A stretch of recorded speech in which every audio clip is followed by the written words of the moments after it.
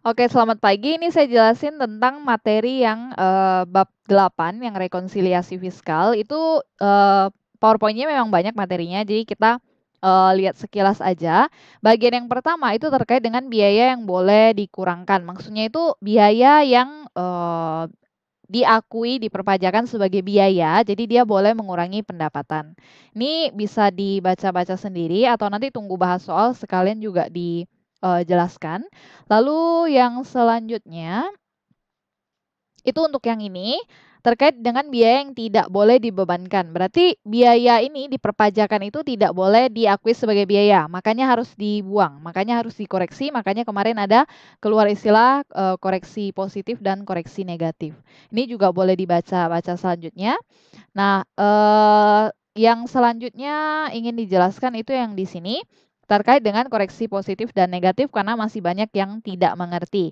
Sama juga dengan yang, beda waktu dan beda, tetap. Kalau beda waktu dan beda tetap kemarin sepertinya waktu dijelaskan sudah paham, kalau beda waktu berarti, dia suatu saat itu beban yang, dikoreksi akan kembali seperti beban komersial, cuma dia beda di waktunya aja, tapi kalau misalnya dia beda tetap, itu selama-lamanya tidak akan bisa diakui bebannya. Jadi, contohnya misalnya kemarin, seperti beban untuk, eee, beban yang dikeluarkan untuk kebutuhan pribadi milik, misalnya komisaris.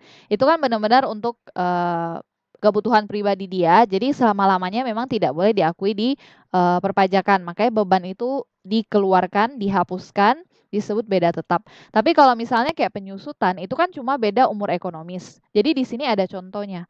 Yang ini. Misalnya, menurut komersial harusnya kemarin, gedung kita kalau di komersialnya di perusahaannya hitung, umur ekonomisnya 25 tahun, terus kalau punya kita di perpajakan kan 20 tahun. Ketika dibagi itu kan cuma beda di nilai bebannya aja kan.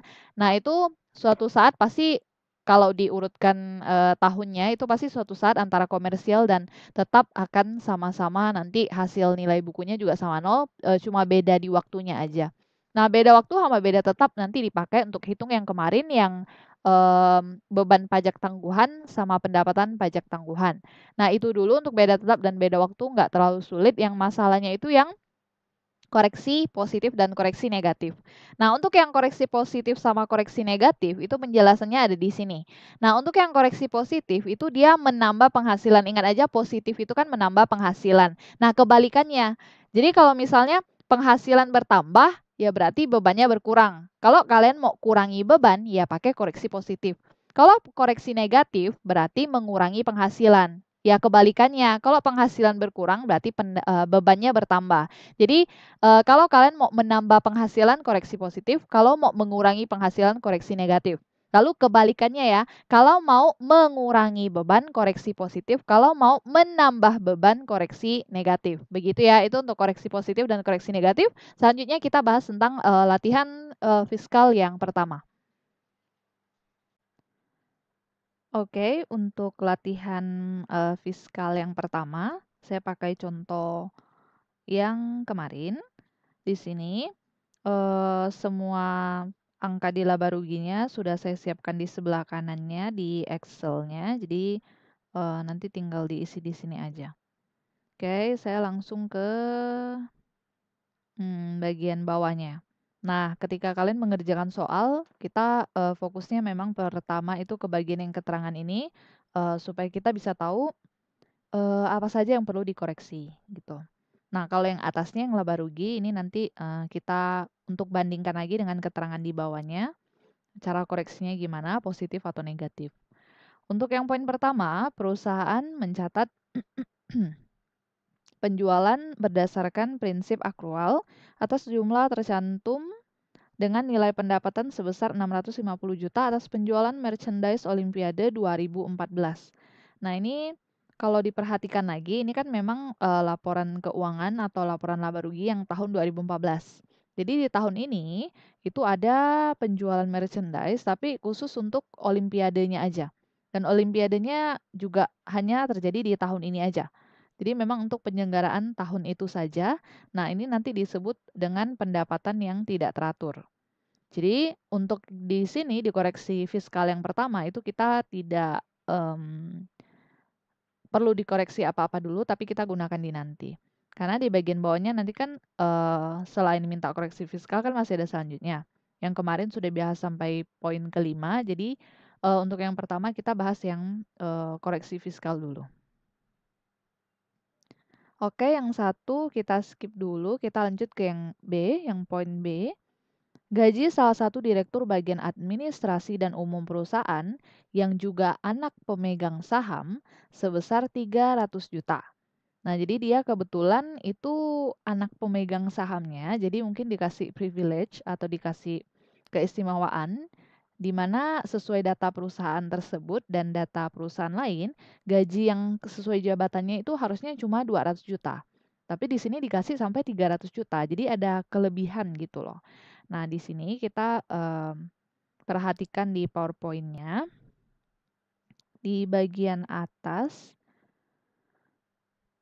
Di sini. Jadi ada biaya yang tidak boleh dibebankan. Jadi ada biaya yang tidak boleh diakui sebagai beban di perpajakan. Kenapa? Karena kalau misalnya perusahaan itu apa ya, memasukkan semua beban-bebannya dijadikan aja sebagai beban perusahaan, itu lama-lama bebannya itu akan semakin besar.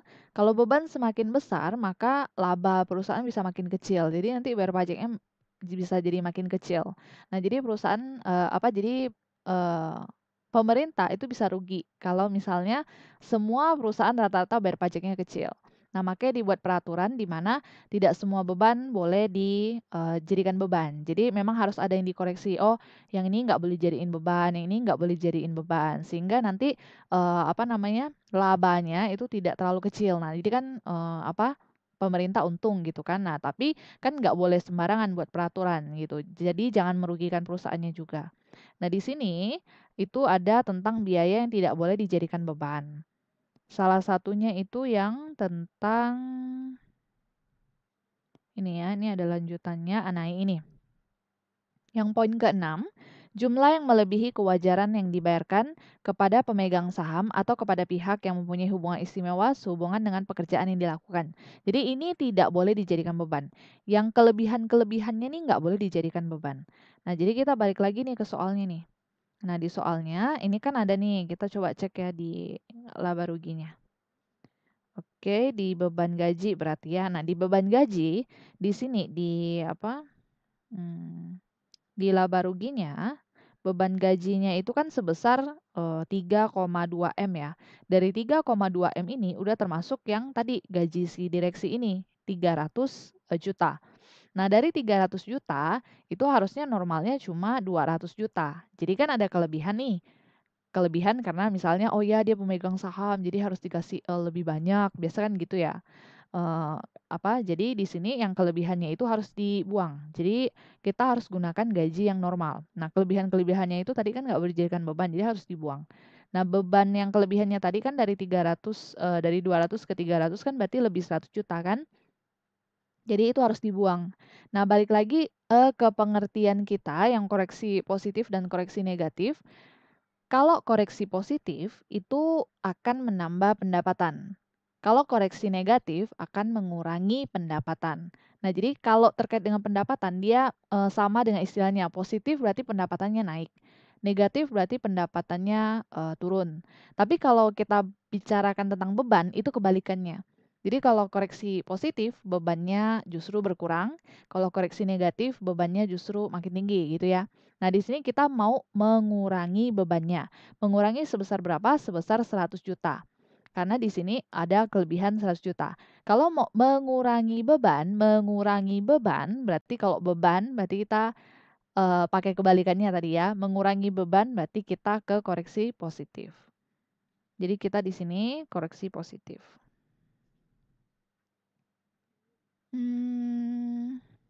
Oke. Nah, jadi di sini sudah dibuat koreksi positif ya tadi ya, ingat ya. Jadi kalau koreksi positif, pokoknya kalau positif itu bebannya berkurang, ya pendapatannya naik. Makanya disebut koreksi positif gitu. Oke, ini untuk yang poin B. Lalu kita lanjut ke poin yang C. Di C di sini, atas biaya jamuan makan sebesar 180 telah dilengkapi daftar nominatif penerima secara lengkap. Ini jamuan makan itu biasanya, bentar, saya bukain PowerPoint. Oke.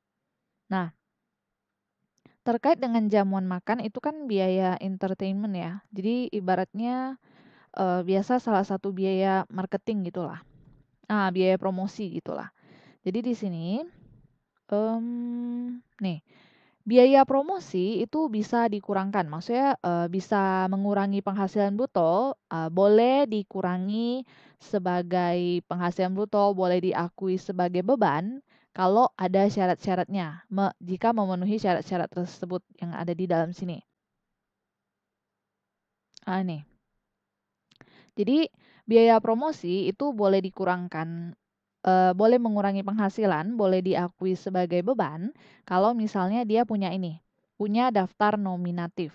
Kalau misalnya punya daftar nominatif berarti boleh diakui sebagai beban. Nah, di sini adalah gimana cara buat daftar nominatifnya ya. Cuma kita langsung aja ke sini, balik lagi ke soalnya. Oke, biaya jamuan makan. Kita cari di sini nih, biaya jamuan makan yang mana? Oke. Biaya jamuan makan itu yang di sini yang 320 juta. Di sini dari 320 juta dikatakan bahwa atas biaya jamuan makan yang 180 juta itu ada daftar nominatifnya. Ada daftar nominatifnya. Jadi kita perhatikan di sini ya. Biaya jamuan makannya itu 320 juta. Saya hitung di sebelahnya aja deh. 320 juta, itu udah 3456.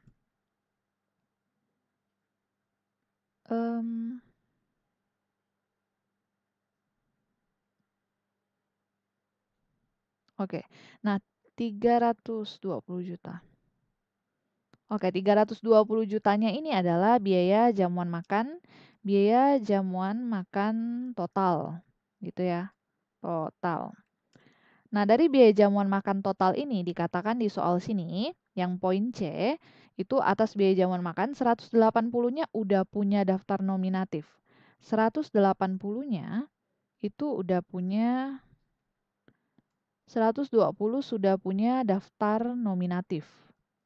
Berarti ini yang boleh diakui. Ini yang punya daftar nominatif itu boleh dijadiin beban, boleh ya, boleh. Ini saya mau buat centang cuma ya udahlah. Nah, jadi dari 320, 180 sudah ada daftar nominatif. Berarti yang belum punya daftar nominatif tinggal kita kurangi aja. Oke, berarti ini belum punya daftar nominatif. Belum punya daftar nominatif. Nah, yang belum punya daftar nominatif ini, itulah yang harus kita buang. Karena biaya jamuan makan, biaya promosi, segala macam itu boleh dijadikan beban kalau punya daftar nominatif ya. Jadi yang ini boleh dibiarkan saja. Kalau boleh dijadikan beban, dibiarin aja. Jadi yang boleh dijadiin beban ya udah biarin aja. Nah, masalahnya yang tidak boleh dijadikan beban itu yang harus dikurangi. Yang 140 kan tidak punya daftar nominatif. Makanya karena tidak punya, itu harus dikeluarkan. Beban, ingat ya, beban kalau dikeluarkan. Kan tadi kan koreksi ada dua nih. Ada positif, dan ada koreksi negatif. Koreksi positif itu berarti pendapatan bertambah. Koreksi negatif berarti pendapatan berkurang. Koreksi negatif berarti pendapatan berkurang. Nah, kebalikannya. Berarti kalau koreksi positif bebannya berkurang, koreksi negatif berarti bebannya bertambah. Oke. Nah, kan kita tadi balik lagi ya ke biaya yang jamuan makan itu. Kalau yang 180 itu berarti boleh diakui sebagai beban, makanya dibiarin aja. Nah, yang 140 ini yang tidak punya itu harus dikeluarkan. Jadi beban kalau mau dikeluarin ya, bebannya harus dikurangi. Itu namanya positif, koreksi positif. Makanya nanti kita koreksi 140 di bagian jamuan makan. Jadi balik ke sini biaya jamuan makan, kita buat koreksi positif sebesar 140. Ini ya kolomnya ya, koreksi positif. Itu untuk yang poin C.